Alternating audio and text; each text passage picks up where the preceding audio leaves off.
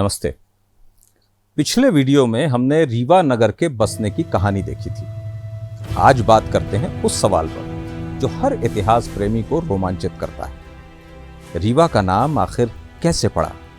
क्या वाकई जैसे कि आजकल माना जाता है इसका संबंध नर्मदा नदी से है, या फिर इसके पीछे छुपी है कोई पुरानी स्मृति या फिर कोई भूली हुई पहचान?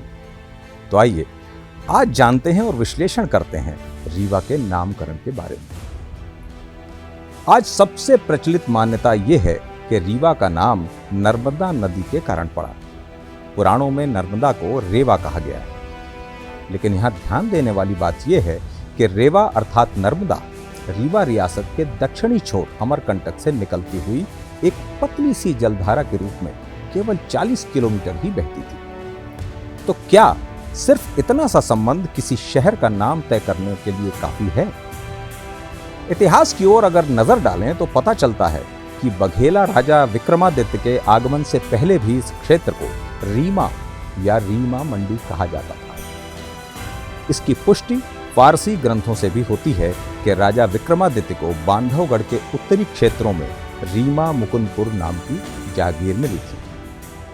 तो यह तो तय है कि इसका नामकरण उन्होंने नहीं किया था। फारसी ग्रंथों में रीमा को रीवा कहा गया। जब अंग्रेज यहां आए तो उस दौर में फारसी ही भारत की राजकाज की भाषा हुआ करती थी। अंग्रेजों ने फारसी के रीवा को ही अंग्रेजी में लिखा REWA अर्थात रीवा। अब चूंकि भारतीय भाषाओं के शब्दों में कई बार स्वर होते हैं, जबकि अंग्रेजी भाषा में ऐसा नहीं होता, इसलिए अंग्रेजी भाषा के वक्ताओं को कई बार शब्द उच्चारित करने में मुश्किल होती थी। इसीलिए उन्होंने इसे रेवा उच्चारित किया। इसीलिए रेवा शब्द ब्रिटिश काल में चलन में आया। जबकि रीवा के सुप्रसिद्ध विद्वान कुंवर रविरंजन सिंह की किताब रीवा तब और अब के अनुसार रीमा शब्द पहले से ही प्रचलित रहा है और मध्यकालीन कुछ सती लेखों में भी आया है। इसके अलावा हम सब ने अपने घर के बुजुर्गों और सयानों को अभी भी रीवा की जगह रीमा कहते ही सुना होगा। कुछ एक विद्वानों का मानना है कि रीवा शब्द का मूल रेवा पत्तला या रेवा पत्तन से है। पत्तन या पत्तला पूर्व मध्यकाल में एक प्रशासनिक इकाई हुआ करती थी। उदाहरण स्वरूप जैसे आज के जिले।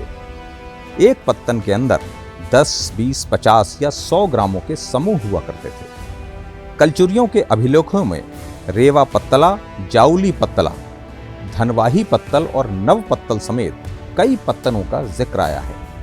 लेकिन दिक्कत यह है कि रेवा पत्तला कहां था, यह अभिलेख हमें स्पष्ट तौर पर नहीं बताते। तो आखिर रीमा शब्द की उत्पत्ति हुई कैसे? यह सवाल तो अनसुलझा ही रहा। तो आइए अब हम चलते हैं रीवा पठार के प्राचीन नगर गुर्गी की ओर, जो आज के रीवा शहर से लगभग 20 किलोमीटर दूर पूर्व दिशा में है। यहां आज भी एक दुर्ग के अवशेष मिलते हैं, जिसे रेवता, रेहुता या रेहुता कहा जाता है। कहा जाता है कि 11वीं शताब्दी में त्रिपुरी के कलचुरी वंश के राजा लक्ष्मीकरण ने यहां दुर्ग का निर्माण करवाया था, क्योंकि प्रतिहारों के पतन के बाद कलचुरी शासक त्रिपुरी के साथ ही प्रयाग और काशी के क्षेत्रों में भी शासन किया करते थे। राजा लक्ष्मीकरण को शत समरवीर माना जाता है। उन्होंने प्रयाग के पूर्व दिशा की तरफ मगध और गौड़ में पाल शासकों के विरुद्ध भी कई सारे सैनिक अभियान किए थे। इसीलिए रीवा पठार का यह क्षेत्र रणनीतिक रूप से बहुत ही महत्वपूर्ण था और त्रिपुरी, काशी और प्रयाग के एकदम मध्य में स्थित था। इसके साथ ही हमें एक और बात भी पता चलती है। सुप्रसिद्ध पुरातत्ववेत्ता कनिंघम ने गुर्गी की यात्रा की थी और यहाँ के स्थापत्य की भूरी भूरी प्रशंसा भी की थी। अपनी किताब report of A tour in Bundelkhand and Rewa में वो एक और भी बहुत महत्वपूर्ण बात लिखते हैं। वो लिखते हैं, इस नगर के पास ही महसाओं में पान के बरेज हैं, जहां पान की खेती होती है। पुराने समय के सभी बड़े हिंदू नगर अपनी पान के बगीचों के लिए प्रसिद्ध रहे हैं। पूर्व मध्यकाल में भारत का सबसे बड़ा नगर कन्नौज इसका उदाहरण है। इसके साथ ही कनिंघम ये भी बताते हैं कि इस क्षेत्र में बहुत सारे तालाब हैं, जंगल हैं और साथ ही साथ अत्यंत उपजाऊ जमीन भी है, जहां खूब खेती की जाती। इसीलिए राजनीतिक रूप के साथ साथ इस क्षेत्र का आर्थिक महत्व भी था। तो बहुत संभावना है कि रीवा शब्द की उत्पत्ति के पीछे इस रेहुता नाम के दुर्ग की याद हो। संस्कृत में रेवा शब्द का अर्थ केवल नर्मदा नदी से नहीं है, बल्कि रेवा का अर्थ तो उस चंचल जलधारा से भी है जो सदैव बहती रहे।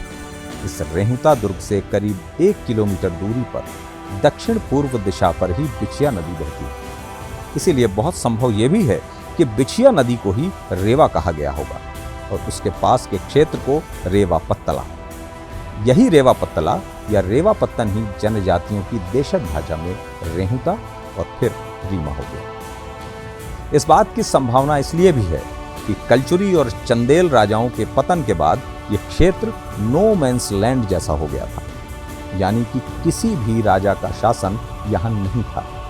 गहोरा और बांधवगढ़ पर शासन कर रहे बघेला राजाओं की नजर भी इस क्षेत्र में बहुत देर से पड़ी। इसीलिए वक्त के साथ लोगों की याद से रेवा पत्तन का विस्मृत हो जाना और अपभ्रंश के रूप में रेहुता या रीवा को याद रखना कोई आश्चर्य नहीं है। इसलिए शब्दों की इस यात्रा में रेवा पत्तन से बना रेहुता और रेहुता ही देशज भाषा में हुआ रीवा और आगे चलकर रीवा फारसी में बन गया रीवा और अंग्रेजी में इसे लिखा गया रेवा और फिर धीरे धीरे हो गया हमारा रीवा।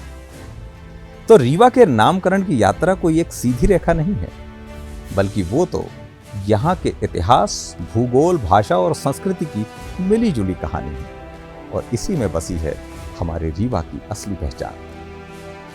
तो ये बात थी रीवा के नामकरण की। आपके पास भी इससे जुड़ी कोई भी जानकारी हो तो कृपया जरूर साझा करें। अगले वीडियो में हम जानेंगे रीवा के सबसे पुराने मोहल्ले कौन कौन से हैं, वो कैसे बसे, उन्हें किसने बसाया और उनका नामकरण कैसे हुआ। वीडियो आपको कैसा लगा हमें बताइएगा जरूर। ऐसे और भी वीडियो देखने के लिए जुड़े रहिए शब्द सांची विंध्य के साथ। आपका बहुत बहुत आभार, बहुत बहुत धन्यवाद। नमस्कार।